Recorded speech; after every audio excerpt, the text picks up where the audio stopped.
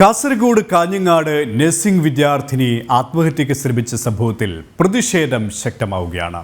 സ്വകാര്യ ആശുപത്രിയിലേക്ക് വിദ്യാർത്ഥി സംഘടനകൾ നടത്തിയ മാർച്ചിൽ സംഘർഷം. മംഗലാപുരത്ത് ചികിത്സയിൽ കഴിയുന്ന പെൺകുട്ടിയുടെ നില ഗുരുതരമായി തുടരുകയാണ്.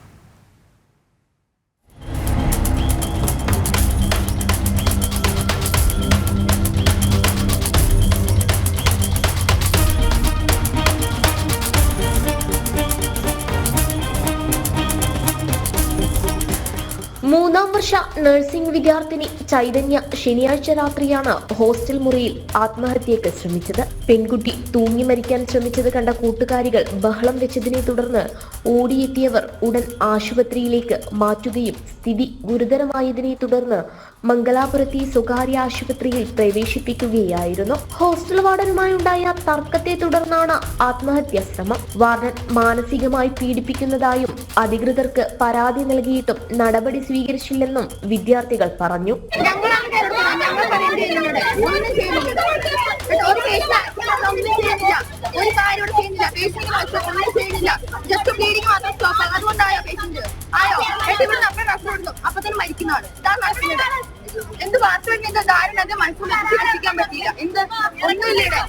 ഭക്ഷണത്തെക്കുറിച്ചും സൗകര്യത്തെക്കുറിച്ചും പരാതി പറഞ്ഞതിനെ തുടർന്ന് ശത്രുതയോടെ വാർഡൻ പെരുമാറിയെന്നും ചൈതന്യയുടെ കൂട്ടുകാരികൾ പറഞ്ഞു.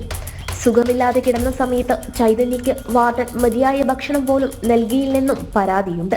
വാർഡനെതിരെ മറ്റു വിദ്യാർത്ഥികളടക്കം മുമ്പും പരാതി നൽകിയിരുന്നുവെന്നും അധികൃതർ നടപടി സ്വീകരിച്ചില്ലെന്നും ആക്ഷേപമുണ്ട്. കുറ്റക്കാർക്കെതിരെ നടപടി സ്വീകരിക്കണമെന്നാവശ്യപ്പെട്ട വിദ്യാർത്ഥികൾ ആശുപത്രിക്ക് മുന്നിൽ ക്ലാസ് ബഹിഷ്കരിച്ച് പ്രതിഷേധിച്ചു.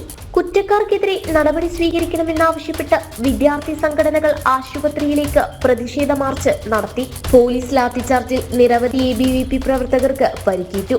വിഷയത്തിൽ അടിയന്തര നടപടി സ്വീകരിക്കും വരെ സമരം തുടരുമെന്ന് നേതൃത്വം വ്യക്തമാക്കി.